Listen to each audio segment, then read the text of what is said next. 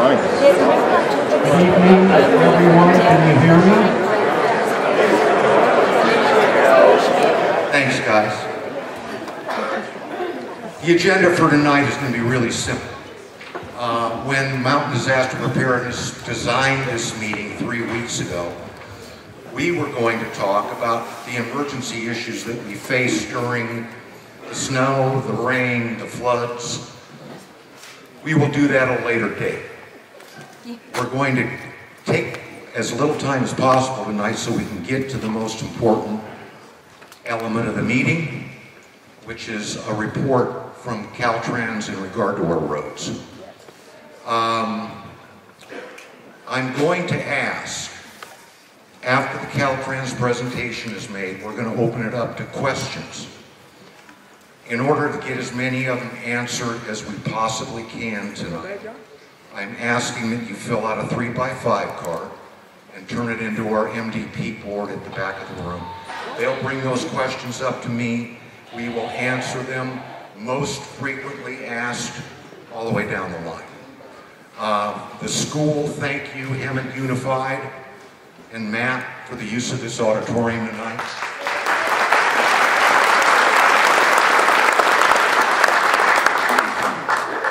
We expected a crowd, but this is outstanding.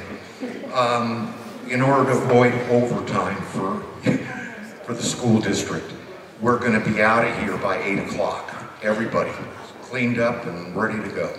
So, with that in mind, I'd like to introduce, I think I did, I'm Mike Fader, President of MDP. Thank you. This episode that we just went through was a challenge for all of us, and it continues to be. My mission, our mission of Mountain Disaster Preparedness is just that, emergency preparedness. We have an infrastructure on the Hill that's rather unique. We've got disaster aid stations. We've got CERT-trained members that amount to about 140. We've got We've got a core medical group that will care for our more severely injured in the event of an earthquake.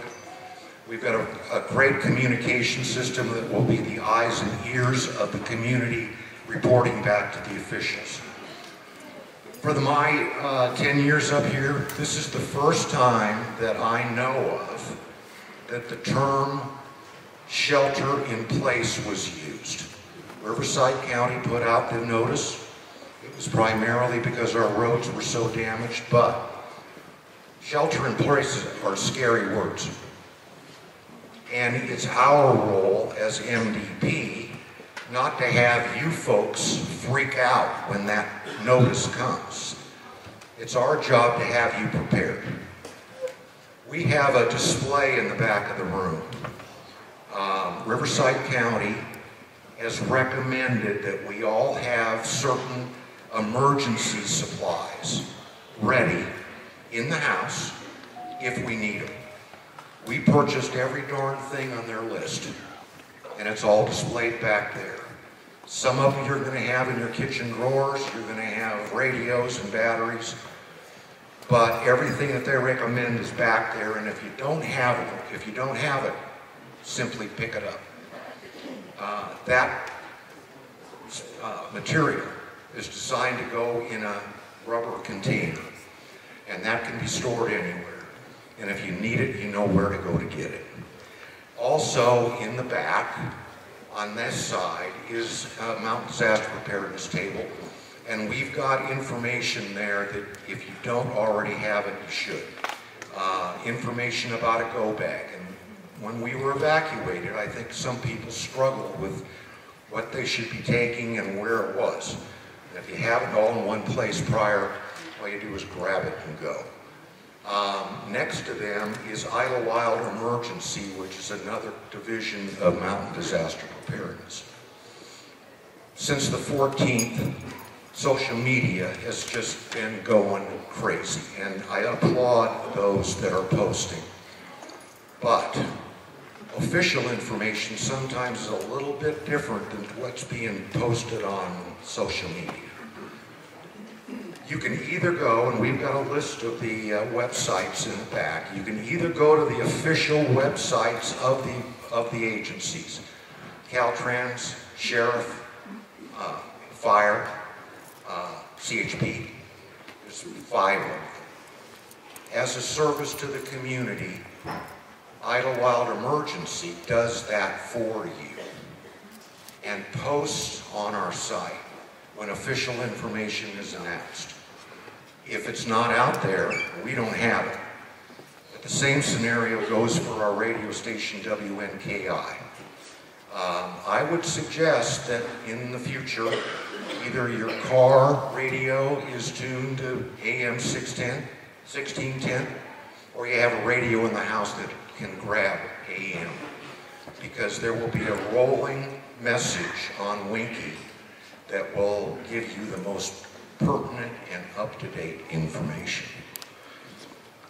We have some notable people here tonight, and they've all come up to answer your questions.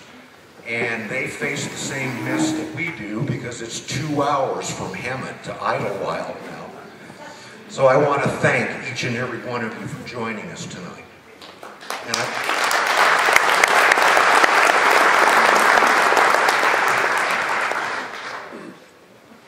this came together over the last week, and I want to apologize to all of you.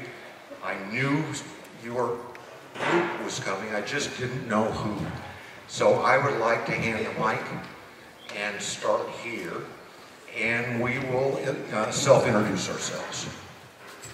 Thank you. I think most of you know who I am. I'm your Riverside County supervisor. My district covers all the way down at the southwest corner of the county and comes across wine country. It comes through the San Jacinto Valley, and it includes all of the mountain communities. It's the most beautiful part of the county, I believe. I don't think anyone can dispute that. It contains 500,000 residents, so we've been very busy lately, but I'm here for you, and I just wanted you to know Chuck Washington.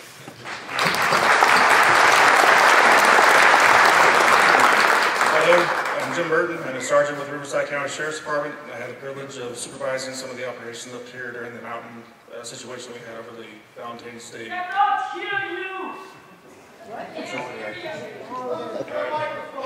Close to the mouth. Good evening, everyone. My name is Darrell Connerton, and I represent Senator Jeff Stone, who used to be your supervisor for this district. We're here to help as much as we can and help the other agencies with any of the state issues. And we thank you very much for coming.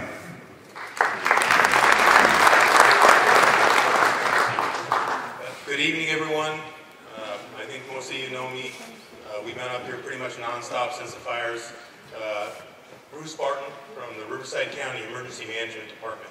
And I'd like to introduce in the back my staff, Shane Reichard. He's here to be able to answer questions in the back and his information as well.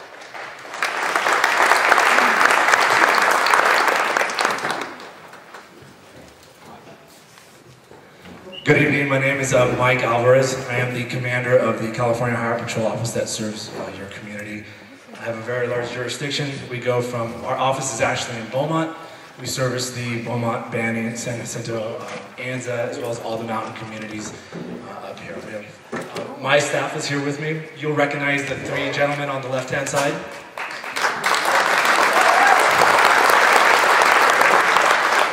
Those are my 3 officers that we have dedicated to this, to the mountain communities, as well as my field operations lieutenant to their right. Good evening, my name is Terry Kasinga. I'm the Chief of Public and Media Affairs for Caltrans. Caltrans serves both Riverside and San Bernardino counties, and Idyllwild is in our Riverside County area.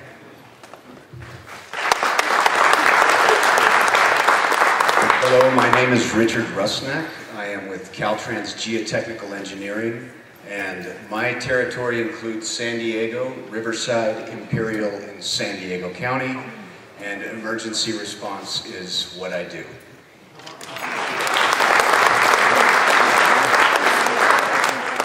Good evening, my name is Mark Lamont. I am your Assistant Fire Chief with the Idyllwild Fire Protection District. Your staff is here tonight. We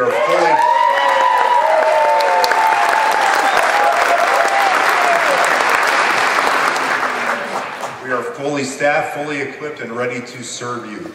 Though this has created some change in that service, we are still able to serve you. We're able to get you off the hill with ambulance transport and full fire services. So thank you for coming tonight.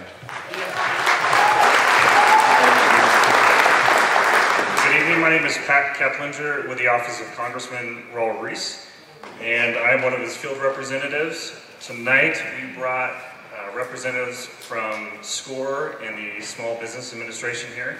We also have some staff members here to help out.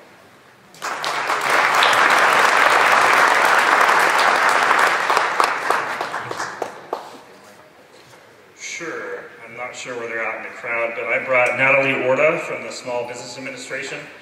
Natalie, right over there.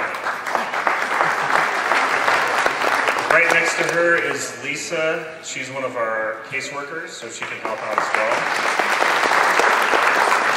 Off to my left or right is Hernan, who's our press guy. And we brought Paul Nolta from the SBDC and Bonnie Fine, who's a SCORE representative as well.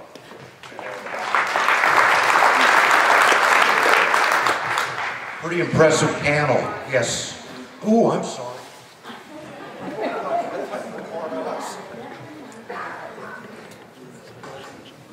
Hi, I'm Tony Spinetti. I'm with Ames Construction. I'm the project manager for this project up here.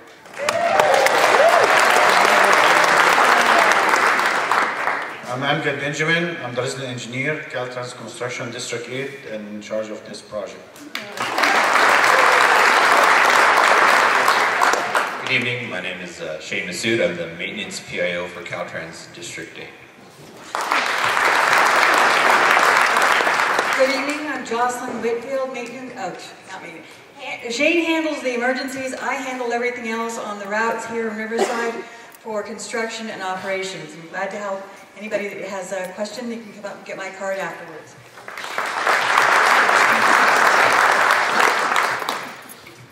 Well, I was going to say before I forgot half of these folks that it's a pretty impressive group of people looking out for our best interest. Once again, to reiterate, even during the program, you can raise your hand with a white card and we'll come pick it up for questions. The initial objective that Mountain Disaster Preparedness took in regard to this meeting was we felt that by the community seeing the damage done, by the community understanding the hard work that's being put in, the community would understand why our roads are closed. I personally haven't had the ability to go down and take a look, thanks to the sheriff and the CHP.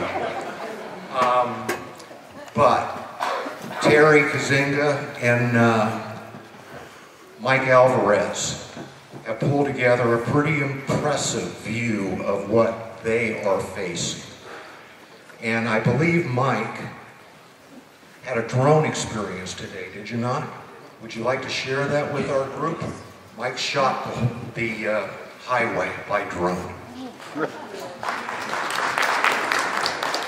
So I'll reserve the formal comments from the Highway Patrol after Caltrans' presentation, but they say pictures are worth 1,000 words and videos are worth so much more. So to clarify what Mike just said, we went out today, we took a group of key contacts, legislators, and we showed them the damage. We brought a drone out so that we have the opportunity to show you, the community that we're serving, the damage as well. This is all on Highway 74, and this is the current condition of Highway 74.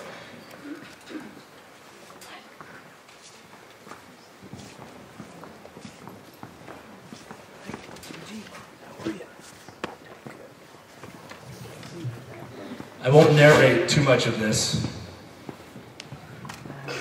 but you can see at one point this was a road.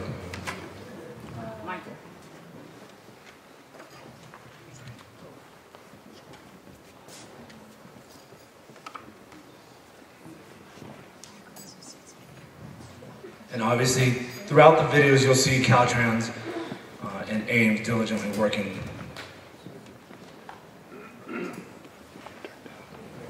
Let them know the people standing around is not the workers. It's not. Yeah, the people that you see just standing there, that's not Caltrans. That was our group.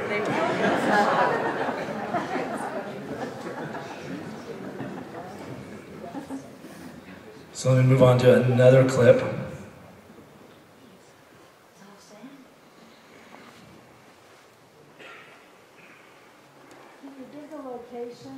This is the first one was at milepost marker 51.1.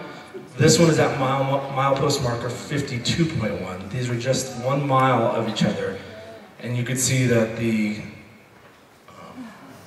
there is no shoulder anymore, obviously. And Mr. Rusnick will talk in great detail of what this means to us that are traveling the roadways.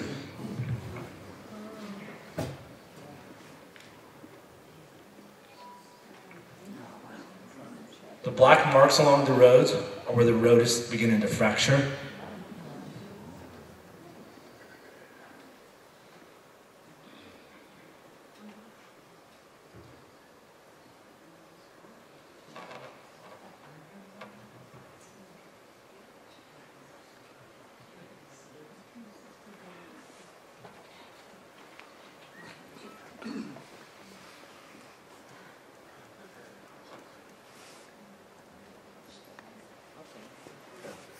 This next one is at milepost marker 53.25.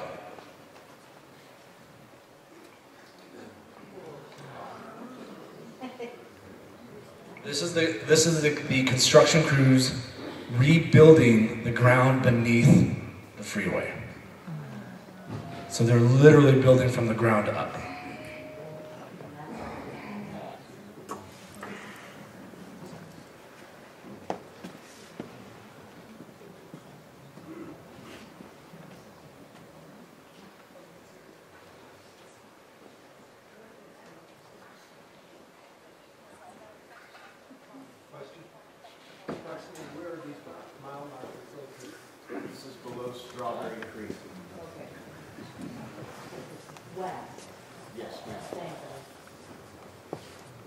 The question was, where exactly is this located for those in the back? This is below Strawberry Creek to the west. And there's a very valid point that just got brought up. None of the damage to our roadway is within the burn scar. Oh, sorry. None of it? Some of it is. This is not.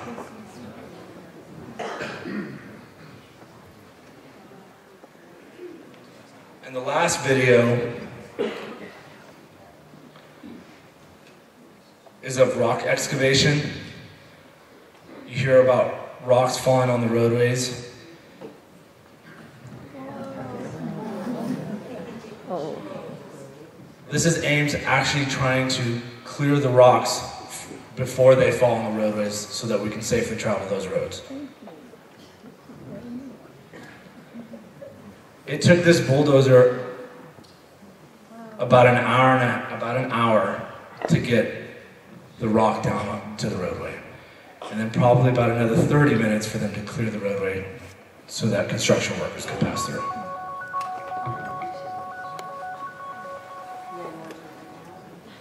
right, Richard's going to talk about this one. How long is this footage? I'll let him talk. Yeah.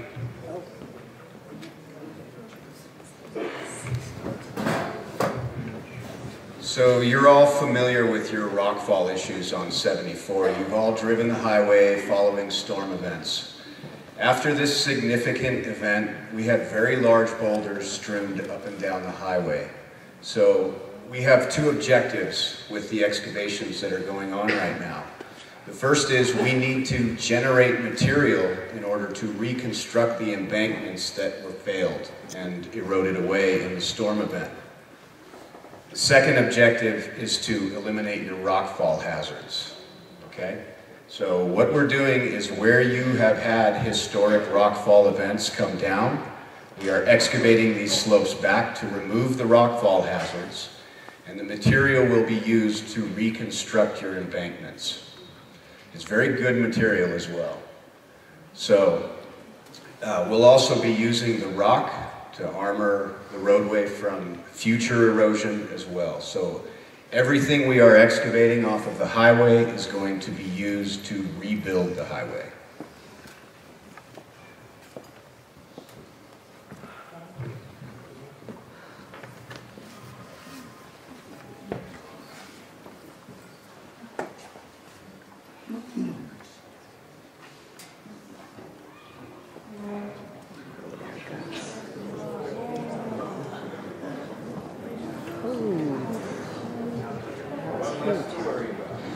So we decided to show this prior to any of the presentations so that we now all have a base understanding of what it truly looks like out there.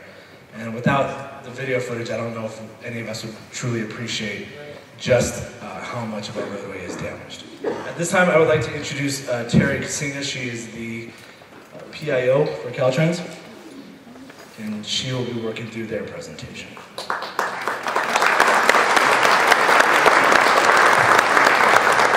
Before Terry comes up, I think it would be good for them to know which roads are most impacting us. So just by a show of hands, how much of you are affected by 74? How much of you are affected by the closure of 243? Thank you. How many of those are both roads affecting you? Yeah. Okay. Thank you, Jim. Thank you, Mike. Okay. We have a presentation, but I want to knock off a few things here before we get started. Number one, thank you, Mike and the MDP for having us here tonight. If he hadn't gotten this set up earlier last week, we would have come out here on our own, because a lot of things started changing last week after the weather kind of calmed down a little bit. Secondly, I'd like to thank whoever bought the refreshments tonight, thank you, and the contractor will be reimbursing you for that. And I do know that Ames has a lot of staff that stay up here throughout the week and during this project, and they're frequenting the businesses as much as they can. And we're doing everything we can to help out. Excuse me, and we'll be talking about that later in the presentation. But thank you again for having us here tonight. Most of you, a lot of you met me after the Cranston fire. I did a presentation about what the plan was to make the road repairs after that fire. And we have the emergency contract, and it's still ongoing, and we're working on the repairs. But a lot of you know too that I'm very candid and frank, and we're very transparent, and we're going to be that way again here with you tonight and tell you what's going on. A lot of things have changed even within the last 12 hours with good information that I can give you. So this little reprieve in the weather, we're not really concerned about Wednesday's storm. Alex Tardy from NOAA, National Weather Service, told me today you'll get a little bit of drizzle Wednesday, he believes, and then a little heavier in the afternoon Wednesday, and then into Thursday you're going to get some snow. So there will be some snow up here, and hopefully we'll be able to push some information out to people to come up here for snow play this weekend. You'll get another little bit of a storm over the weekend. I don't think it's going to be a big producer though, but you should have some residual of snow hopefully if it plays out the way Alex said for the weekend. And then after that, all bets are off. I don't know what's going to happen with the weather. So this presentation here tonight is for the 243 and 74 storm damage overview. Which button, Mike? Okay, very good. All right, the status of the project right now. The damage that we're talking about here tonight is not anything that's happened up until Valentine's Day, 2/14. Most of everything that we're talking about here tonight took off after that storm. We get where you're coming from. You guys feel stuck up here. Nobody's getting up here. We feel for that. This was a catastrophic event. There's no other words to describe it. It was a perfect storm. It all came together after a fire. You got somewhere upwards of 9 inches of rain over a 24 or 48 hour period. And I'm going to let Richard talk about that a little bit because he has a theory about this, and this was the year. So we are doing everything we can. Caltrans, Ames, all of our people, we're working with all of our partners here, with the supervisor, to do what we can to help you and to get this done as quickly as we can to you and provide you some type of access as soon as we can. So on Valentine's Day, I was up here. I came up. I knew it was going to get bad. I stood at the bottom of the North Fork of the San Jacinto River down by Cranston Station and filmed a little video. And that video showed a raging water coming off of this hill, spreading out, flooding out Cranston Station's parking lot, hitting a tree that was next to the bridge and shooting up like the blowhole in Mexico, Ensenada, and then just taking its way on down with boulders and trees and everything else you can imagine. And that was just the day of the storm. There was damage that occurred that day, really bad damage. Luckily, most of the bridges stood up through that storm. We only have one, I believe, that's got some scour issues, right? And we're shocked at that because we thought that would be the first thing that would go, and it didn't. The big culvert repair that we did up near Lake Fulmar held in like a champ. We lost up below that. So, not just one day after the storm, we had crews out on the 243 and a whole section caved in. I mean, it just collapsed. And we had no idea that was going to happen. And I want to tell you that almost probably every day since the 14th of February, either our geotech people, our contractor, our construction people, or maintenance have found something either new or something that just popped up that day. Whether it's cracking in the road where it's ready to slip out, something is constantly moving on this mountain since that storm. It's starting to lay down a little bit, but we're still having stuff pop up. And I remember telling the media when they wanted to interview us, we don't have x-ray vision. We have geotech up here, we have all these people, excuse me, but they can't see through the pavement. We can't see through a mountain slope. Things are going to continue to pop up that we can't see, and that's what's happening now. And we'll go into that more. So initially with this project, we let an $8 million contract the very next day. Ames was up here, I believe, on Friday or Saturday and started working because they were already in the area. And they've been working on that $8 million right now to do the work that we're doing. We were up here a week ago Friday with the FHWA, Supervisor Washington, Darrell, some of the other electeds, and we were trying to convince FHWA, the Federal Highway Administration, hey, we need some more money here because we need to fix things we need to make improvements and bring it up to standard, and it's called a betterment, meaning state funding will get you a replacing kind and maybe a little bit better.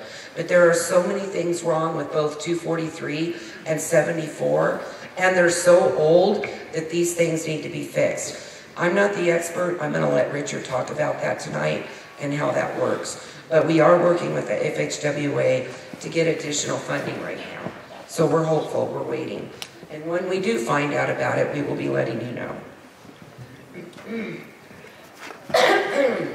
Okay, so we have a slide here that shows the damage points on a Google map. My maintenance superintendent, John Hubbs, is good at this stuff, and so he wanted us to show you this because there's over probably 50 locations now on the 74. Last week it was 40, and the 243 has over 25. We gave you that information last week when we did the press release. So this is just a small version of a Google map that shows you the mess that we have out there. So, State Route 74, like I said, 40 to 50 locations of damage that we can see now. 6 of them are major. We have total loss of roadway, loss of embankment, loss of slope above and below the roadbed, unstable slopes and rockfall, and major culvert damage. And I'm gonna let Richard step in at this point, and I'm gonna let him start talking about all this stuff, and I'm gonna go through some of the pictures that we have for you from during the event or right after the event, and then some of the more recent photos. So we're only gonna talk about 74 right now, and then we'll switch gears to 243.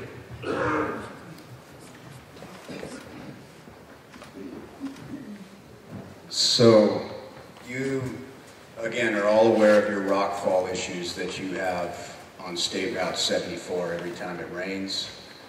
Our maintenance crews will often close the road to clear the road for you, and typically that works. But in this event, your slopes were destabilized in such a way that it was no longer safe to travel. You had very large boulders that fell out of the slopes, were falling in the roadway, and are still falling in the roadway. So at the location here where we had full loss of embankment, what we did was we cut back the embankment above that was a rockfall issue and used that material right there to repair the embankment below and to put the roadway back. That roadway is at completion level right now. We need to do some work at the surface to get the pavement back, but in God, in a week or so, we should have pavement back in that location. Okay? This is a theme that we are seeing up and down your mountain. What we are doing is bettering these embankments. You've all heard of maybe the angle of repose of a soil. This is where it lays down and it's comfortable. Well, in a lot of locations out here, we don't have that option, okay? So what we're doing is reinforcing your embankments with what we call geosynthetic reinforcement. It's like adding steel to concrete, okay? And we're reinforcing these embankments so they can stand up steeper than the angle of repose. We just don't have the room. There are very steep slopes out here, very tall slopes. If I were to push them all out to the angle of repose, we would have to cut down the entire mountain, okay? So, what is that material?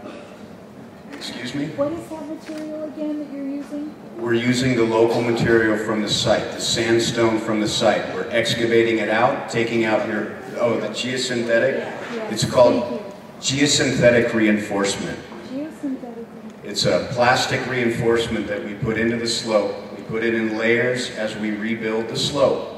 And it creates a tension within the slope. So when the slope starts to give, this geogrid reinforcement acts like steel in concrete, okay?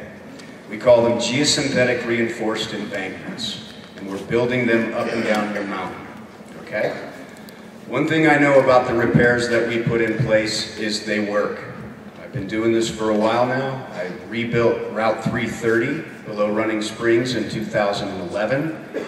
I was in Montecito after the mud and debris flows there, and these systems work. These work for the long term, okay? As we're cutting back these slopes, we're removing rockfall hazards that exist in your highway. They won't be there anymore. The other thing that happens is, if there are still rocks above, we have widened the shoulder of the roadway in a way that the rocks will fall down in the shoulder and no longer fall in the road. The other thing we're doing is increasing your line of sight through the highway for safety reasons. So if anything does happen in front of you, many of those blind curves you've been driving through will be gone when you get back down the mountain next time.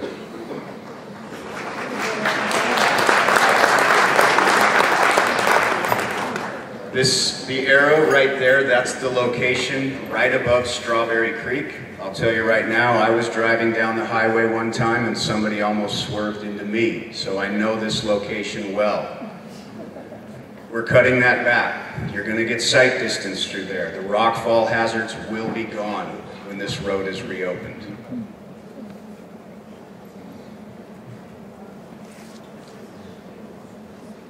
This is right below Dry Creek. You have two slopes there that are historic rockfall issues. And we're in the process of cutting both of those back. This does two things. Again, it removes the rock fall, and we're generating material to rebuild your highway. If we weren't generating the material on site, we would be hauling it in from somewhere else. This creates a lot of traffic and a lot of damage, and it creates a dangerous situation on the road.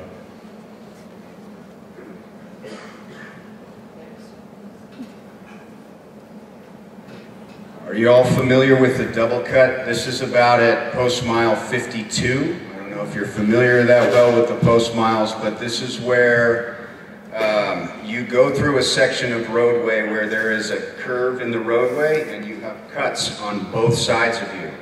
We are cutting those down to generate material to rebuild the embankment through there, widen the road, widen the shoulder, and create line of sight and a safer situation for travelers.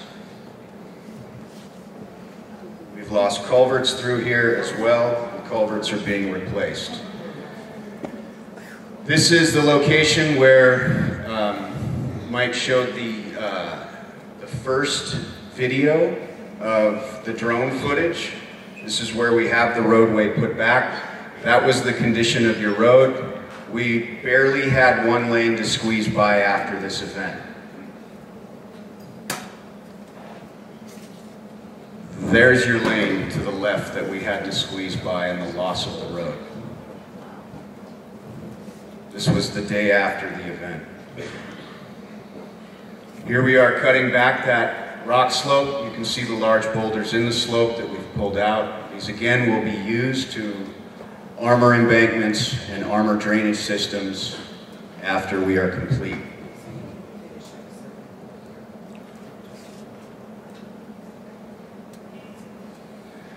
We're estimating about 100,000 cubic yards of material is going to be moved on this project to rebuild your embankments. One truck carries 10 cubic yards. That's 10,000 trucks are going to be driving through your neighborhood to rebuild your road. This was a serious event. And Terry's going to talk a little bit about 243. Oh, you want me to keep going? All right, let's keep rolling. There you go. That's post mile 16.1. Everybody knows where the little rock waterfall was over there? It's gone. The road is gone. There you can see the significance of this event and what happened on that day. Both lanes were washed away. We're putting in a large diameter culvert and rebuilding this embankment. It's going to take about 25,000 cubic yards of material just to rebuild this embankment.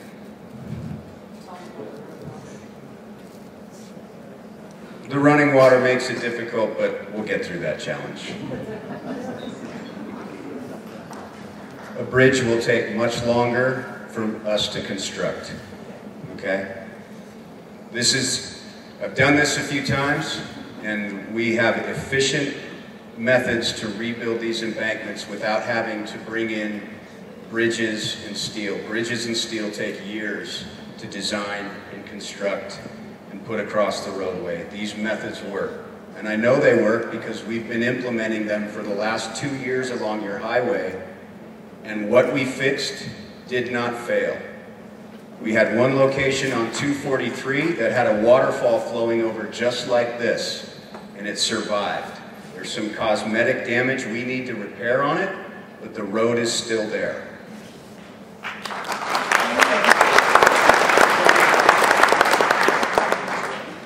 Once again, you can see the damage. This is the current condition of the roadway there. As you can see, there's the arrow points to the little rock bathtubs, I guess, that were out there. And this is the current condition. We've excavated out the roadway, or what was of the roadway. We've pioneered roads down to the bottom. We've started placing riprap down at the bottom of the roadway. A lot of those boulders you see us taking out, we're using down there to protect the toe of the slope from stormwater in the future. So we're hauling material in and starting to rebuild that embankment back up.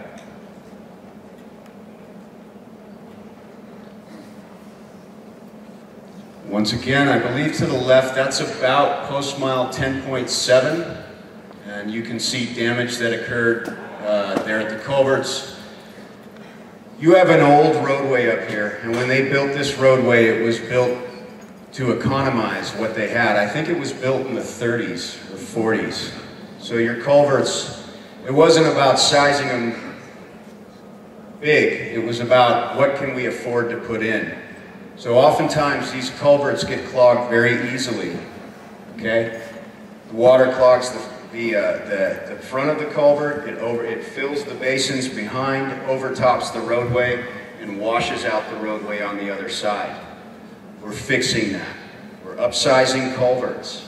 We're putting debris racks in front of the culverts so that they do not get clogged. We have some specific designs that you'll see implemented out here. We call it the bathtub that has an overflow. So if it does get clogged, it will flow into the overflow and continue to go without running down the roadway. The other thing we take into account following this is if it does get on the roadway, where's it going to go, and can we direct it to an engineered drainage system so that it does not destroy the road. Okay, it's way easier to clean a road, close it for a little while and clean it, than it is to close it for a long time and reconstruct it. So we're thinking about this as we go through and we reconstruct your road. We're working with the maintenance folks who run this road daily to understand how your road functions, how the drainage functions, what works and what does not. There's your road at 243 post mile 16. That's where your bathtubs are. 25,000 cubic yards of material.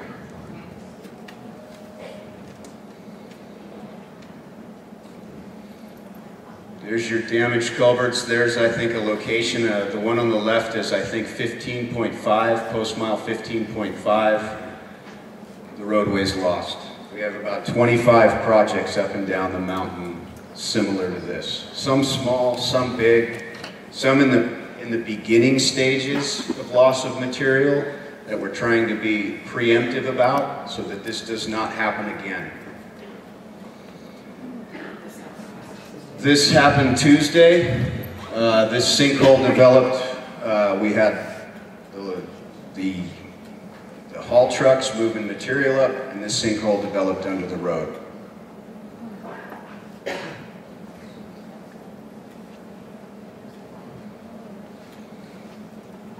I believe that's the rock at about post mile 6.7, 6.9 that fell down underneath Holmes' deck. Okay? And it hit one of our Caltrans maintenance operators, he's okay, thank you. A little shaken up when a boulder the size of his truck hits him, but he's still here, and he was back on the mountain that afternoon, continuing the work. His name's Kelly Cook. And we will buttress up the other rock that's still there.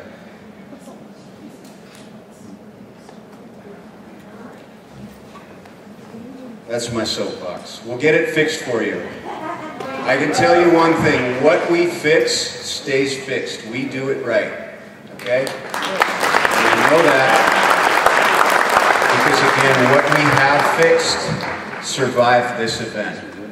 And what I fixed everywhere else in the state survives these events. My crew is the best in the state, and they're here for you, okay?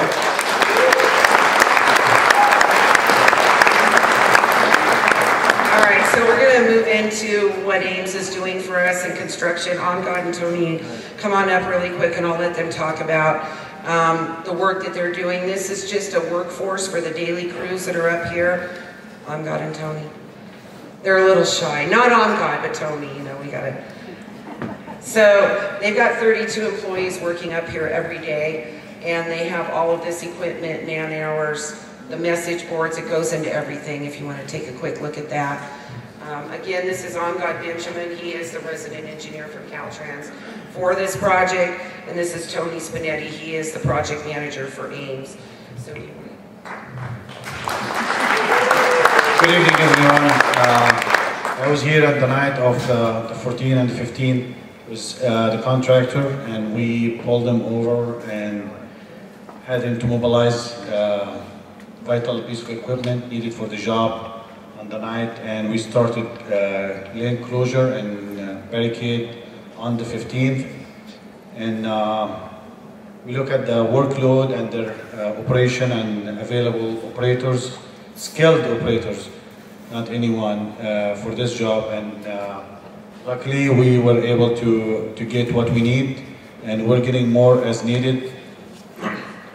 We have currently 32, actually 35 employees as of today in Ames, working for Ames. In man hours, we put around 360 hours. Dump trucks, 25 trucks every day, running up and down. You may see some of them going through town, taking dirt to Highway 243. And pickup trucks, 7, and trucking hours so far, 275. Excavators, we have 5 excavators, different sizes and for different purpose. Loaders, we have 8 loaders today, so PowerPoint may not be updated, but I have 8 on site. 5 dozers, D6 and D8s, and with special equipment for cutting slopes and moving rocks. We have 1 backhoe, 2 forklifts, and 4 screeners to screen the rocks from the dirt to get the engineered dirt required for building the road per the Caltrans standard specifications. We have light plans, 3 of them, message boards, at least 9, and I think we're getting more for the highway. And water trucks, we have 1 water truck to provide water for compaction, to get the compaction required to pass the 90% per Richards specifications. And that's for here. And as far as quality of work, we have accomplished about 25,000 cubic yard of dirt. We have up to 100,000. And this is a list of material and items needs to be worked out. And we have a lot of basins to be cleaned, cutting dirt, moving rocks, sizing the rocks for rock slope protection, armoring the slopes, and provide energy dissipators. And we have roughly 3,200 linear foot of drainage to be placed, if you can imagine the number. Yeah, that's a lot, and plus about 55,000 square feet of geosynthetic material to armor the slopes and the embankment per the spec. This will, I can project the amount of work we accomplished till today, roughly 15%, with about 4 weeks plus and 12-hour shift, 7 days a week. So that gives you an idea of how much work left to accomplish. And we are dodging the weather and working around the clock. Even when it rains and we get snow, sometimes you will see contractors working as long as it's safe. We were not intimidated by weather, and we have the best team here. And I give it to Tony. Thank you, guys. Thank you. Yeah, you literally do have the best. Ames has been up here since the Cranston fire. A lot of you have gotten to know them, driving up and down the road and seeing them in town. And they really are doing a great job, and they're continuing to do a great job through the rest of this catastrophic event. So I want to talk a little bit about maintenance, because they are important and they are up here. Shane, do you want to come up and talk about your guys? Or Angad was going to cover what we did with the Cal Fire. Mark gave us a call 2 weeks ago, I guess, a week and a half, and said, hey, I got a great idea. Why don't you let us, or no, excuse me, Bill Weiser called me from Cal Fire and said, I need to talk to your contractor, somebody. Let us up on 243 as far as we can get up in the closure, and we'll remove all the brush for fire mitigation or brush mitigation. So OnGod met with him last week, and so we'll be working with CAL FIRE, County Fire, and the Forest Service to get that work done so that it's not getting done after we open the road. So Caltrans, thank you, CAL FIRE and Bill Weiser. I don't know if you're here tonight, but and then our maintenance forces have been up here through this whole thing, and I know you all know it because you see them. They're working hard. We put a slide up here for them because they are utilizing equipment every week and staff, and today they were all down at the bottom of 74 near Cranston Station mowing the shoulders for fire mitigation down there. So they'll continue working as much as they can out of the contractor's way. And you know that they're up here assisting too when we get the snow and everything else, because we did have a slip out on 74, was it a week or 2 weeks ago? They went and buttoned that up in about 2 days, I believe. Some of you had some flagging right over there, just below Mountain Center, that slip out. So this is just going to continue, and you know, as the rain lets up, hopefully it's a little bit less, but we can't impress any more on you than we are right now, that this is just unsafe. Would any of you want your kids going in a bus down there in the morning? I was nervous just coming back up today after this big rock was removed. When we were here a week ago Friday with the supervisor and everybody, we were just driving down and coming off the hill, and 3 big boulders just came down, and one was pretty big. And we couldn't get past it, and they had to go get Ames and get the loader and move it. It's not safe out there. The trucks that were running back and forth, and we were doing the truck runs last week on Tuesday, the road caved out right in front of this truck driver, and he was like 10 feet away. So it's not even safe for our contractor to be up there. And our #1 priority for the traveling public, for all of you, for our staff, for the contractor, everyone involved, it's safety. It's always going to take priority for the emergency responders and everybody. We have a reduced speed limit up there for any emergency access or anything that is being utilized. We've made arrangements with fire, with the county EMD. If there was an incident where you absolutely had to get off of this mountain and use 74 down to Hemet, we would make that happen. If there is an emergency where somebody's got red lights and siren and they're losing their life, we would get them through there. That has been that way since the day after the storm. And so, you know, our fire agencies and ambulance and everybody else are on board with that. They know it's available, and so it's still in play. So this next slide, you skipped a slide. The most important slide. All right, so I'm going to elaborate on this a little bit. We sent a press release out last week saying 4 months, okay? So then we've been hearing stuff, but things got a little bit louder in our office, and people were saying, okay, 4 months is a long time. When can we do the escort thing?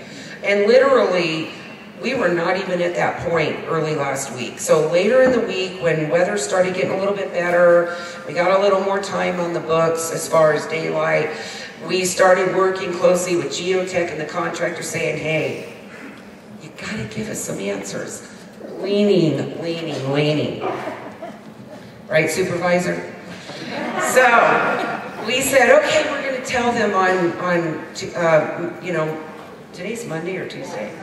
Gosh, I have a mess today. I've been up there and it was dirty. Okay, we were gonna say, okay, we're gonna tell them we can give an hour commute in the morning and an hour commute in the afternoon, and we were gonna say, okay, what's a good time for you? Well, you know, 5 to 6, 4 to 5, 6 to 7, who knows? You all got different things to do. We got kids to get to school, on a bus, and I know that people are having to get up at 4. I know people are losing their jobs. We hate hearing that. We don't want to hear that. We don't. We're trying to do everything we can to get the road repaired. One of the reasons we're here tonight and showing you all of this so that you know how bad it really, really is. Because unless you can see it, you don't know. You don't.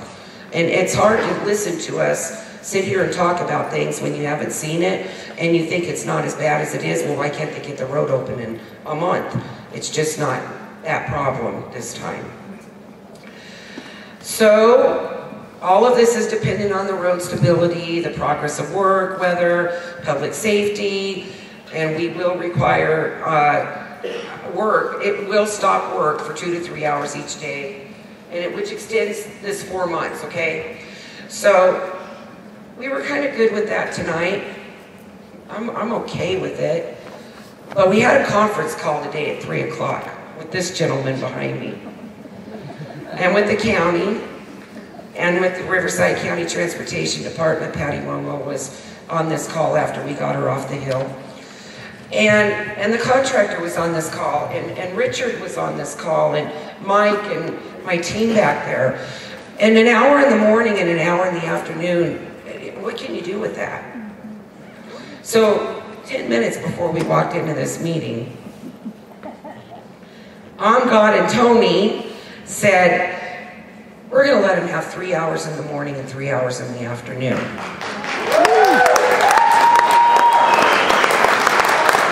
Thanks to Supervisor Washington on that call, who said that community is not going to accept an hour in the morning and the afternoon. You know, so what, we let the buses go down and you guys got to get up at 4 in the morning too, or be late to work or early to work? I don't know, you know, that doesn't work. So thank you, we're going to do the 3 hours. We're talking about 4 to 7 a.m. Because listen, the contractor's got to work. He's got to work. If he can start work at 7 and work it till at least 5 or 6, or we're going to be up here for the next 10 years. You don't like us that much, okay? We were thinking 4 to 7 a.m. with an escort, okay? And then in the afternoon, and it would be both directions, and then in the afternoon from something like 6 to 9, because it's light later now. I know the buses maybe need to get up here a little sooner, I don't know. 5 to 7, 6 to 9, but we've got to have at least that 8, 9, 10-hour work window. So, who wants the 4 to 7 in the morning? I do. I'll take anything you can give me. All right. I'll take 4 to 7. And then 6 to 9 in the evening. Can we do that? All right. So, wait, I'm not done. So that's not going to happen for 4 to 6 weeks per Richard Rusnak, because he is concerned about your safety, and everything he talked about that needs to get done up here first has got to get done. And that has to do with those slopes, the rocks, and having somewhat of a safe road bed for you guys to drive on and for us to put those buses on with your kids in them. That's a concern for me. I would lay down in front of a bus if I did not think it was safe for them to go down that road. Okay. Then, 5 minutes later, Dot and Tony said, and I'm not going to get this right, so Richard, come up here and tell them what they said. God, come tell them what you said. Because I'm confused about how many weeks later and after what. I know that in 4 to 6 weeks you guys are going to get a morning and afternoon escort. So then, like I said, 5 minutes before 6 o'clock. So ideally we like to have a longer shift to get a production that we're looking for in order to get out of here and you guys go back to normal. So we figured 4 to 7 in the morning, that gives you 3 hours, and 6 to 9. And we try to accomplish as much as we can within the hours between 7 until 6 p.m., which is 11 hours. We're hoping for more, but try to accommodate. But if you give us like 4 to 6 weeks to get to that schedule, that would be great. Then we're looking at another 6 to 8 weeks with the escort, that schedule I just told you about, and then we're going to have all-day escort after another 6 to 8 weeks. So we're looking at 2.5 months. Basically, and then you go back to like crest and fire style of pilot trucks. We don't discriminate anybody. Anybody. Yeah, so we don't really target the business or the residents. Anybody can come in, as long as they come in and within the hours. We're gonna tweak it a little bit to accommodate the morning traffic going down to Hemet. So we're gonna allow more vehicles to go down in the morning and less. So if you are going up in the morning, you're gonna wait longer in the queue versus if you are going down in the morning, and the reverse in the afternoon.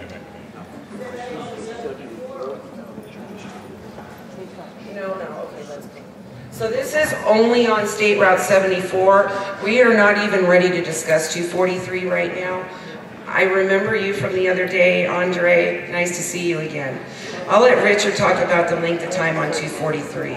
But listen, guys, it's not like we were keeping this information. This stuff all just started coming out at the end of last week, and it's because they've done a lot of work up there, and things are starting to look a little better than worse. It's been really bad up there. Every day something else was going wrong. But before we move on, I want all of you to thank Supervisor Washington, because this probably would not have happened without Thank you, Terry. If you know anything about my history, or don't, for 25 years I flew airplanes for Delta Airlines. I have a mantra of you don't sacrifice safety, you don't cut corners when people's lives are at stake. I got that message loud and clear from Caltrans. But during our conference call earlier today, we discussed some options. I know my community, I know you folks, you're my family. And Terry listened to that message, and I just applaud Caltrans and all of their workers for getting this as fast as they can to accelerate the progress. We're going to do everything within our power to make you whole again. So thank you, Caltrans. So I just wanted to go back to the 4 to 6 weeks to get that open. You can see the work we're doing to cut the slopes back there. What I call this is the ballet of the elephants. Okay? Oh yeah, or hippos. Take your pick, okay? But you have very large equipment down there right now that is moving, choreographed by Ames and OMGOD as efficiently as possible to get this work done. We need to get the slopes cut back that are the rockfall and line of sight issues first. We're using that material to restore the embankments, the critical embankments. We also have some culverts that need to be replaced before we can allow traffic to go. And you remember what happened on 243 for a week to get that culvert fixed. It's a slow process. It also slows things down out there. It delays the ballet, okay? So we are doing the best we can and working as efficiently as possible to get you the one-way or the openings in the morning and the escorts in the morning and the evening. We need to get these safety issues buttoned up first, and we're going as fast as we can to get that done, okay? As for 243, we have no timeline.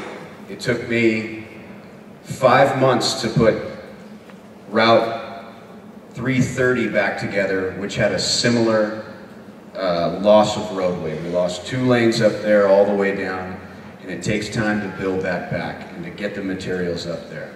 So we're looking at a little longer delay for Route 243, plus there's other projects along the way that need to be repaired as we move materials in and out, okay? So that's where we're at. It's the truth of what it is. We're doing the best we can. If we can move that schedule up, we will. Believe me, we want to get you up and down this mountain. That is our #1 objective, okay? Thank you.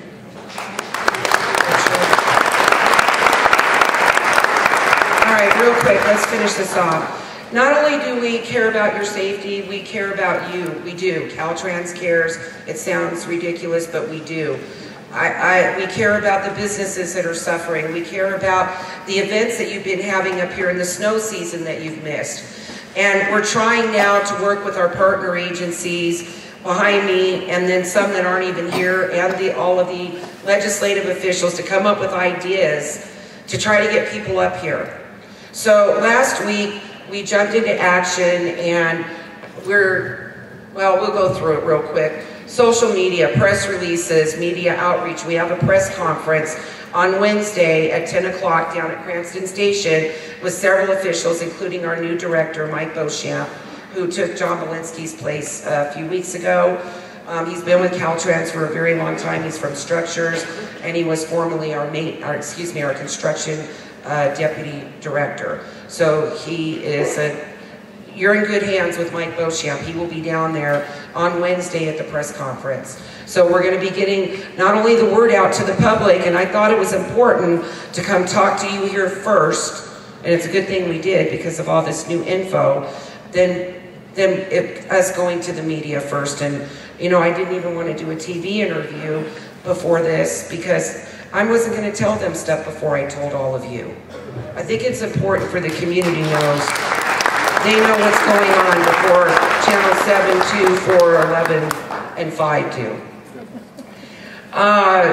Changeable message signs. We sat down with our traffic ops people last week, and we had the contractor place additional signs on the inlets to here, like the 74, 79, corner of 371, and enhance what they already had. And we didn't want them to say the road was closed. Although we heard a report today that the road might have said it was closed by Wilson Valley, but it didn't, because Mike drove out through there and had somebody else check it, and it said Idyllwild, and then it gave the routes. So that's good news. So the contractor did all of that on Thursday and Friday and enhanced the signage to Idyllwild, telling people once they get off these main arteries, the freeways, how to get here. We worked out a traffic control implemented using our CMS signs. Everybody knows the big amber alert signs on the freeways. It's very rare that we will use these for something like this, but when it comes to a community that's in need and that businesses are failing, we've done it for Big Bear, we've done it for Wrightwood, and we're going to do it for you guys, and it started on Friday.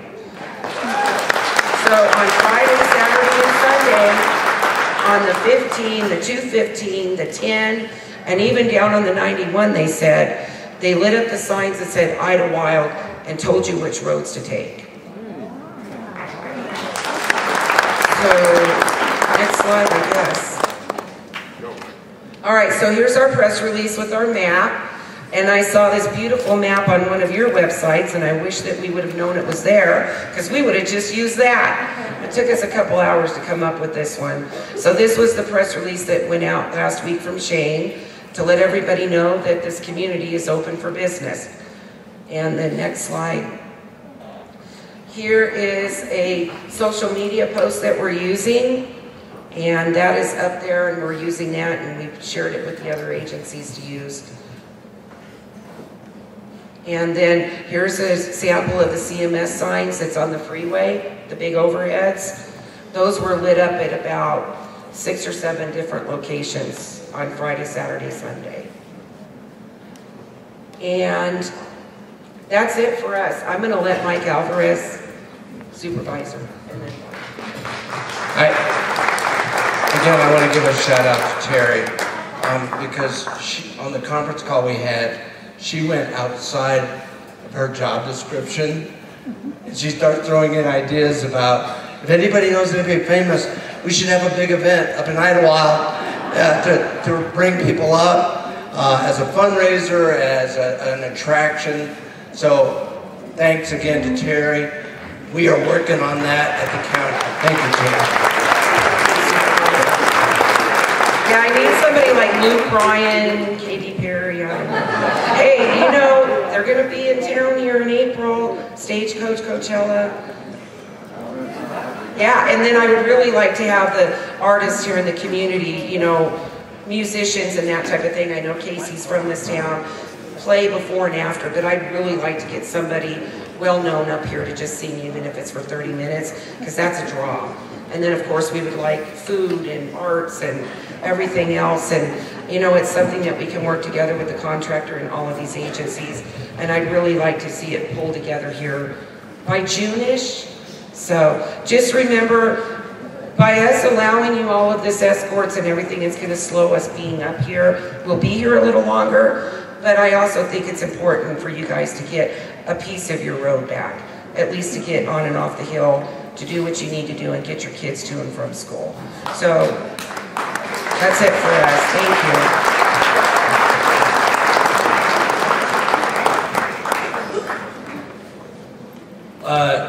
I'm not going to take up too much of your time. I would like to thank Michael and the supervisor for allowing us to come out and speak with you, help educate you. I would, on behalf of everybody up here, we would like to thank the Idyllwild community for your patience and understanding. We know this is a very challenging time that you're going through. And regardless of what uniform we wear up here or what agency we work for, we are committed to getting you back to normal, and we will. So just know that everybody up here is working for you. The only thing I have to say to add on to this is a safety message. With the potential of opening roadways and the movement of people and goods, please, please, please mind the regulatory signs, the road closure signs, and the CHP officers that I posted at all those closures. I'm allocating additional resources at the fixed post level and roving level to assist the Idyllwild community, but my one request of the community is that you please be mindful of those road closure signs. I understand that it's challenging and it's time consuming, but we will get you back to normal. But like everybody has said here, safety is our first and most important thing that we want to do. Again, thank you for allowing us to come out here and talk to you.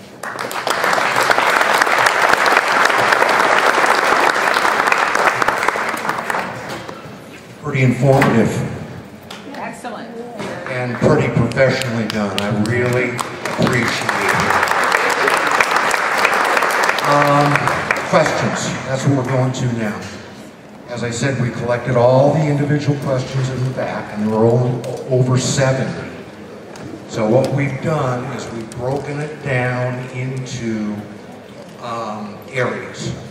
So this first question is basically about the highway. And I will ask the question, hopefully somebody can answer. Is the work going on 24 hours a day?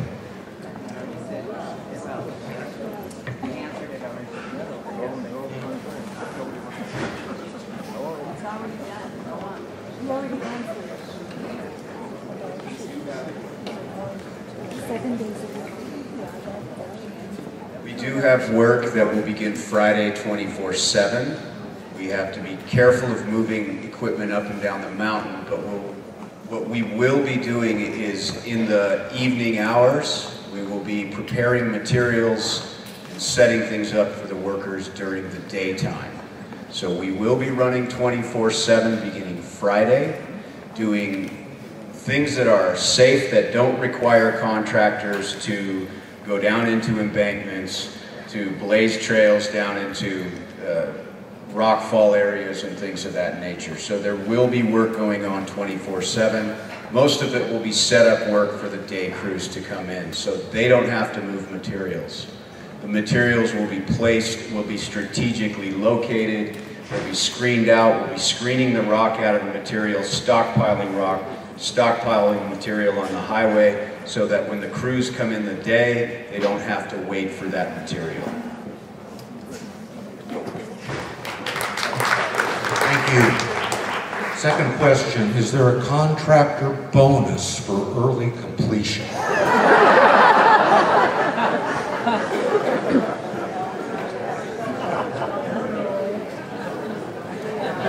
Unfortunately, not when it is emergency funding like this. We can't offer carrots and assign construction projects, and those are usually set up in advance anyway by design and depending on the type of project it is. Unfortunately, no, not for emergency projects. But you know, they're getting a lot of money to fix the road, and they're doing what they got to do to get it fixed. And they're up here working very hard for that. So we need to recognize that and not worry about paying them extra to make them move quicker, because they already are. So. Thank you, Terry. I just wanted to pass on some additional information. Our EDA folks are here. They have a table over there. And also our Deputy CEO, Jeff Van Wagenen. We've set up two websites, loveidyllwild.com and touridyllwild.com, to help promote the community and the businesses. And we're going to get 2 billboards. We're not sure exactly where the location will be. We think one of them will be on the 79. So as you come through Temecula, to invite people to come up from the back way through Anza. So we'll figure out where the other one is, but I just wanted you to know about those 2. This one, I believe, has already been answered, but it keeps coming up. And I don't know if you can add anything, Terry. Can one-way controlled traffic be implemented sooner, part of the day, morning, afternoon, evening?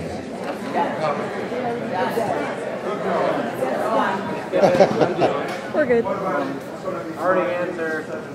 5 days or 7 days for the one-way stuff?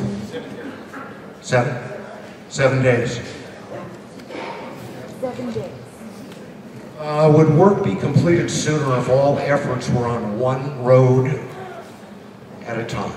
Well, a lot of the efforts are on 74 right now, because we can't even get to on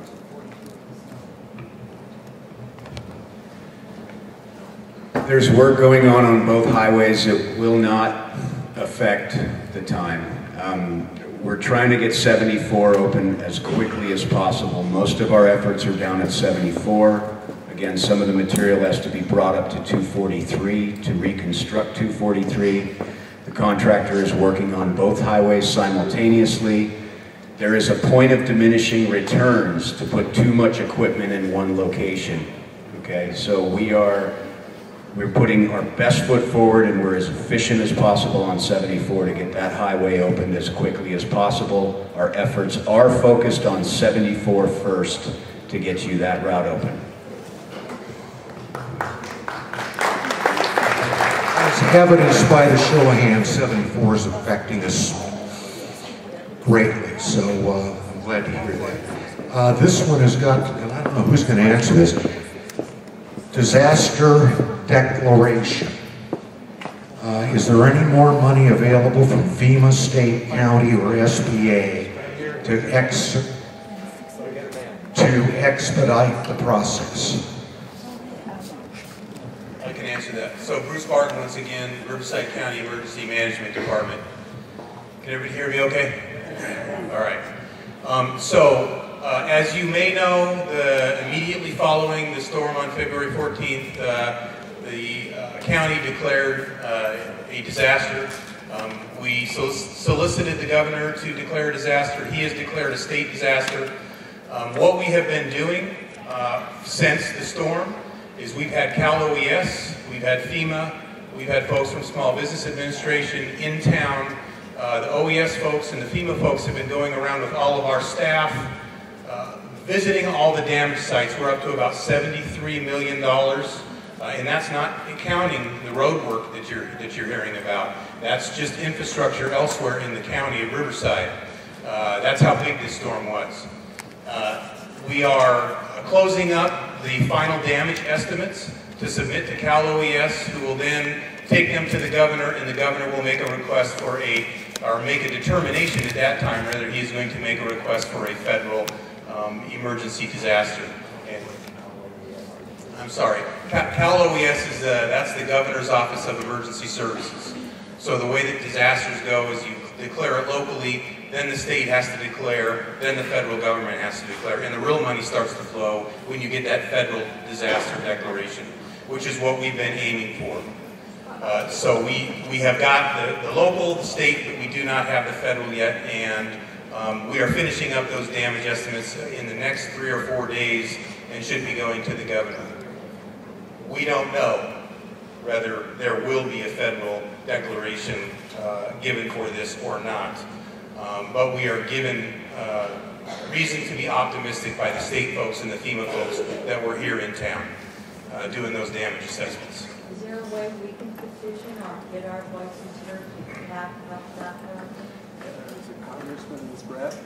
No. So I can assure you the supervisor has been engaged. He has talked to all the other elected officials. Congressman Ruiz is engaged, very much engaged in following this. I would defer if his office wants to say anything. Then once we get that federal declaration, then that does open it and make it a lot easier to get those low interest loans. And there was someone here from SBA that may be able to better comment to that as well.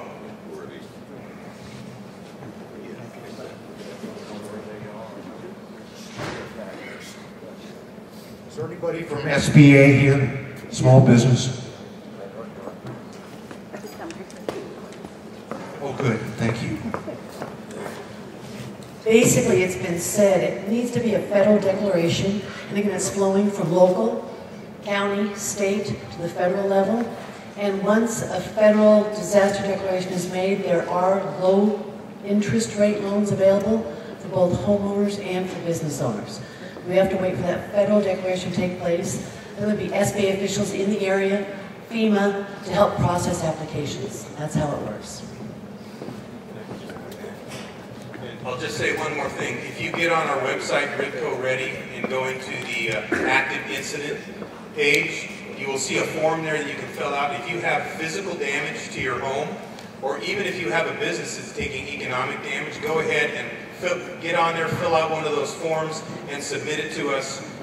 Getting that federal declaration is really important that we gather up all of the losses and can paint that picture for that declaration in the county of Riverside. That's why we're working so hard to get all those numbers in. Can you repeat that site? The site is rivcoready.org, and then at the top you would just go under active incidents, and then the form will pop right up for you there. We also have them in the back if you need them before we leave. They're right back here. Stacy Kelly, she came in waving her hand in the back. She's your emergency services coordinator for District 3. You can see her and she can give you a form or more information on where you would get it. Okay, this is another question about is there anything we can do to expedite the repairs. The question is, Idyllwild Lodging pays Riverside County a 10% transient occupancy tax. Loss of this revenue affects everybody. Does that make any difference in getting our road open any sooner? Not really. Not really. Okay, Chris, next group.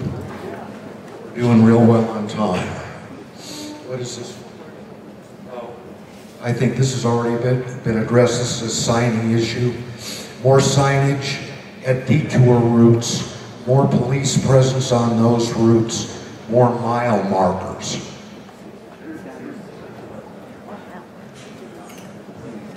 You understand the question? Huh? The answer to that question in short is yes. The Highway Patrol will be providing additional resources in the closure points, especially once we start doing flaggers and transporting back and forth. We'll definitely have additional officers to assist in the transportation of those cars and make sure everybody stays safe. This one is a little out of our area, but the question is, could we have more traffic police presence through Anza, Wilson Road?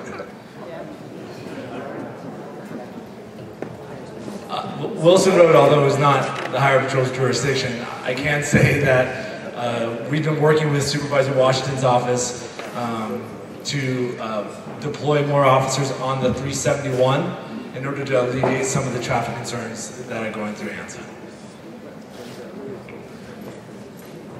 Thank you. Well, right on time. I'm glad to say that. This one is,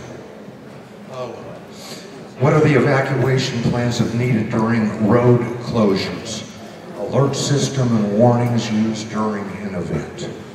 So I think the issue is fire evacuation, You've already heard you're going to do your best to get a lane open. Is there anything we need to know more than that? Bruce? The single thing you can do to be most in the loop for evacuations is to get on the Rivco Ready page and register for Alert Rivco. If you haven't already done that, I would urge everybody to do that immediately. Get on there, you put your cell phone in, you register your cell phone there. That way when we do issue alerts and warnings for evacuations or shelter in place, which we did in the last one, you will get it directly to your cell phone. That's the way to make sure that you get it. We also use the federal system, the WIA Wireless Emergency Alert System, and that pings off all of the cell towers for a particular area. But the best way is to register under Alert Rivco.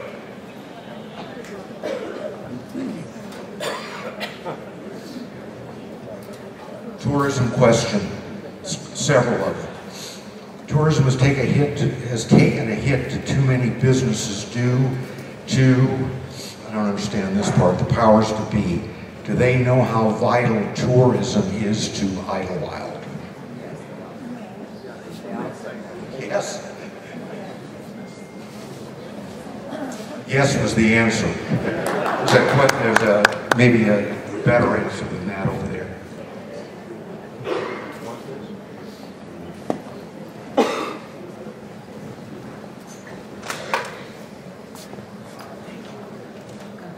Hi, my name is Leslie Trader. I'm with the County of Riverside Economic Development Agency, and my colleague Rob Moran is sitting here at this table under the red Go Idyllwild sign.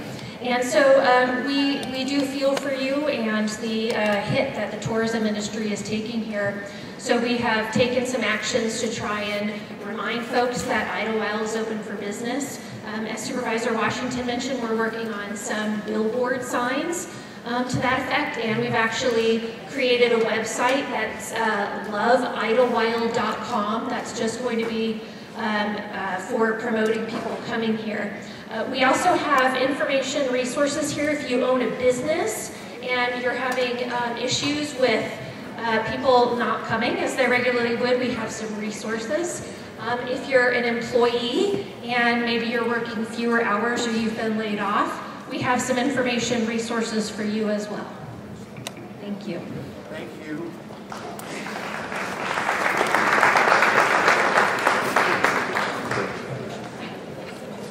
Future opening of roads to James Reserve and Lake Fulmore.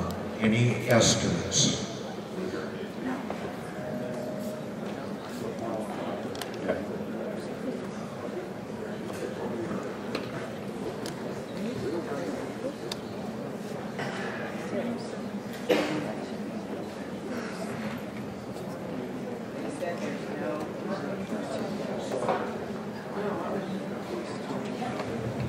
Don't know.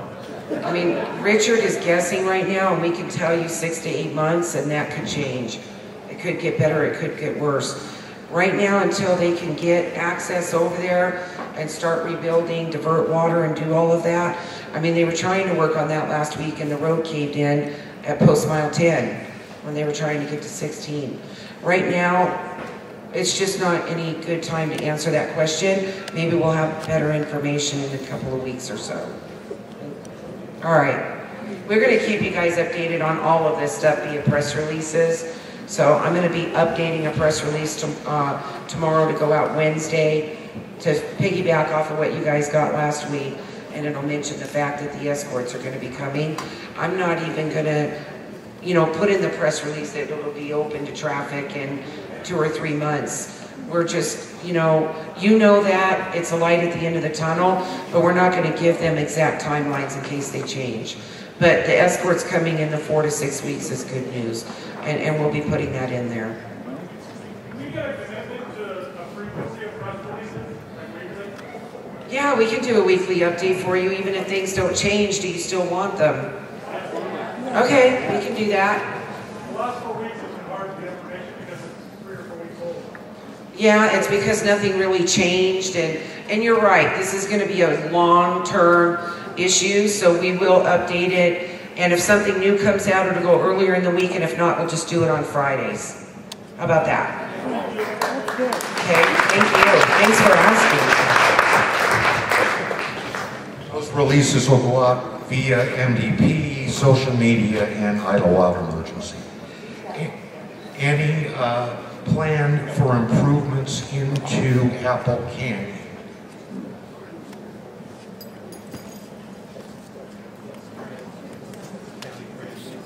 County? That's county transportation. Yeah. Okay. And they're not present to answer that. Is everybody aware that the Apple Canyon Road was reopened? Yeah, but it's still flooded. It's not reopened. Okay.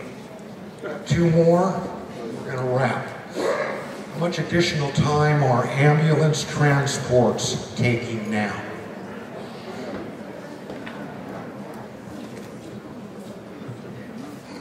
So ambulance transports, as you know, are not going towards Hemet or towards Beaumont.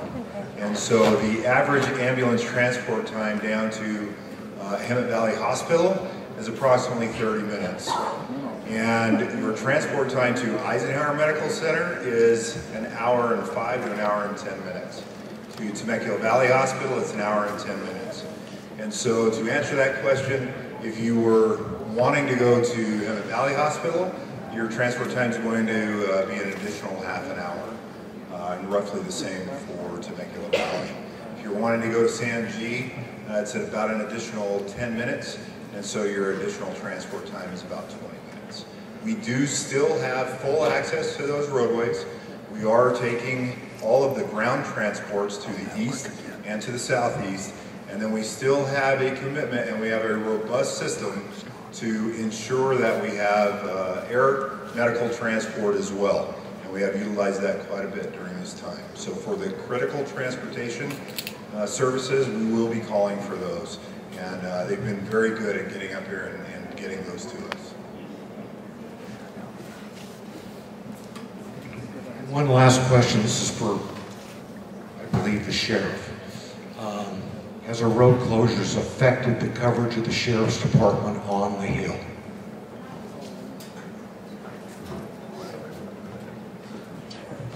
The Riverside County Sheriff's Department has deployed 2 deputies up here, so you've actually gotten increased service. So we're running 2 deputies per shift, 24 hours a day, 7 days a week since the February 14th rain.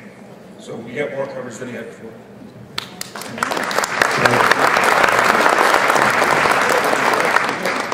Chuck, we're about ready to wrap, and I believe you'd like to say something to our crowd. I would. Only to say thank you to Mike Fader and MDP for putting this together and all the work they do on the mountain. And I knew you wouldn't thank yourself, so I'm up here to thank you. Well, it's highly unusual that I can have a meeting end on time. But this one is finished. Thank you all for coming. Thank our special guests.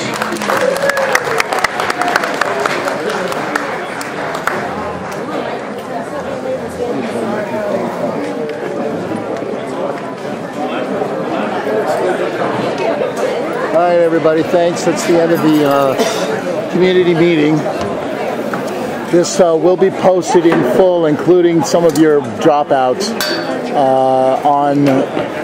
on a YouTube channel called Idylltube, IDYLLTUBE, Idylltube, as well as on the MDP site on Facebook. That's MDP-Idyllwild. And I'm sure we'll be posting it all to all the local community groups on Facebook. Thanks everybody for tuning in.